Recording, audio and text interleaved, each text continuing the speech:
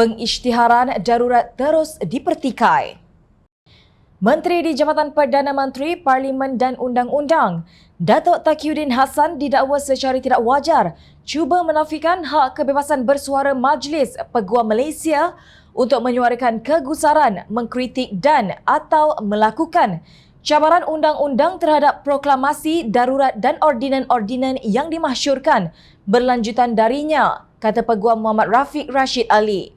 Menurut beliau, Taqiyuddin sebagai bekas pengamal undang-undang seharusnya faham bahawa proses semak imbang terhadap kerajaan mesti dipertahankan pada setiap masa agar negara tidak diperintah secara kuku besi yang akan memberikan impak serius kepada kegiatan ekonomi, sosial dan kehidupan rakyat jelata. Semata-mata berbeza pendapat dan pentafsiran tidak mewajarkan YB Menteri untuk menidakkan hak kebebasan bersuara para pengamal undang-undang untuk memberikan pentafsiran mereka terhadap proklamasi darurat dan ordinan-ordinan darurat. Ia seharusnya diraikan oleh YB Menteri dan bukannya dikecam, tegas Muhammad Rafiq. Sebelum itu, Taqiyuddin dalam kenyataannya menyeru Majlis Peguam Malaysia serta semua pengamal undang-undang untuk bertindak mengikut lunas undang-undang termasuk memberikan kefahaman serta pencerahan tentang undang-undang kepada masyarakat. Kerajaan duka cita di saat-saat semua jentera kerajaan menumpukan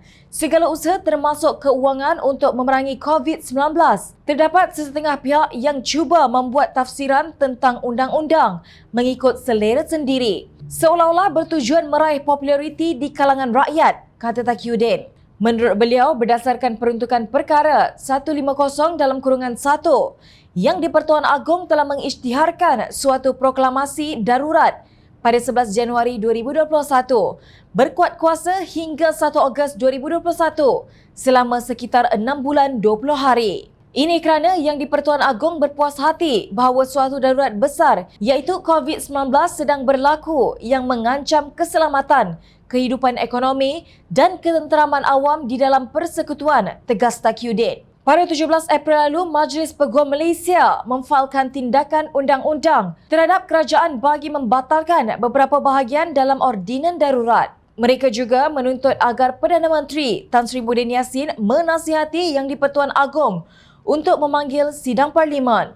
Menurut baran tersebut, beberapa peruntukan yang berkaitan dengan proklamasi darurat terlalu luas dan tidak selari dengan perlembagaan persekutuan. Ordinan darurat menyebabkan banyak kuasa diberikan kepada eksekutif, manakala perlindungan perlembagaan seperti semakan dan kebertanggungjawaban parlimen dikurangkan. Dalam apa juga keadaan, rakyat tidak boleh dinafikan perlindungan asas dan perlindungan prosedur seperti yang termaktub dalam perlembagaan persekutuan kita, kata Presiden Majlis Peguam Malaysia, AG Khalidas dalam kenyataannya. Beberapa cabaran undang-undang terhadap pengisytiharan darurat dan ordinan-ordinan yang dimasyurkan berlanjutan darinya yang difailkan oleh beberapa pihak kini berada di dalam penilaian dan penentuan oleh mahkamah. Antaranya bantahan 10 bekas Presiden Badan Peguam yang berpendapat kerajaan menetapkan duluan Presiden berbahaya dalam menggunakan kuasa darurat apabila syarat-syaratnya tidak dipenuhi di bawah perlembagaan persekutuan. 10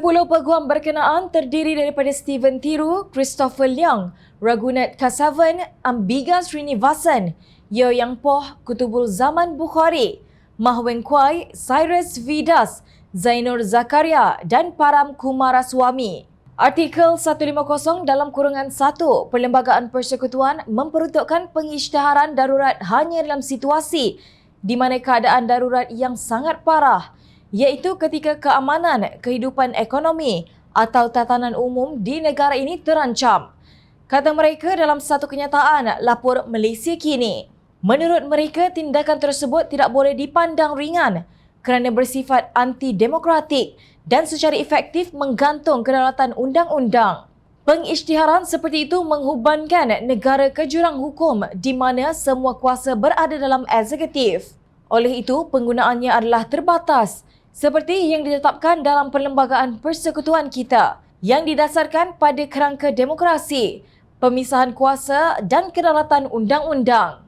Justru adalah kewajipan kerajaan yang bertanggungjawab untuk tidak membuat pengumuman seperti itu kecuali dalam keadaan yang paling ekstrim, kata 10 orang pengamal undang-undang itu. Menurut mereka, pengisytiharan darurat pada 11 Januari yang memberikan alasan wabak COVID-19 sebagai ancaman terhadap keselamatan, kehidupan ekonomi atau ketenteraman awam di negara ini bukan alasan yang sah untuk keadaan darurat. Terutamanya apabila ada Akta Pencegahan dan Pengawalan Penyakit Berjangkit 1988, Perintah Kawalan Pergerakan PKP yang dibuat untuk membendung penyakit dan fakta bahawa kebanyakan perniagaan terus berfungsi walaupun dalam keadaan yang sangat mencabar, ujar mereka. Namun sehingga hari ini tidak nampak pengisytiharan darurat ini berkolerasi dengan usaha memerangi COVID-19. Ini kerana kes-kes baharu COVID-19 masih diumumkan oleh Ketua Pengarah Kesihatan Tan Sri Nur Hisham dan angkanya masih mengatasi 2,000. Kalau bukan kerana COVID-19, kerana apa ya?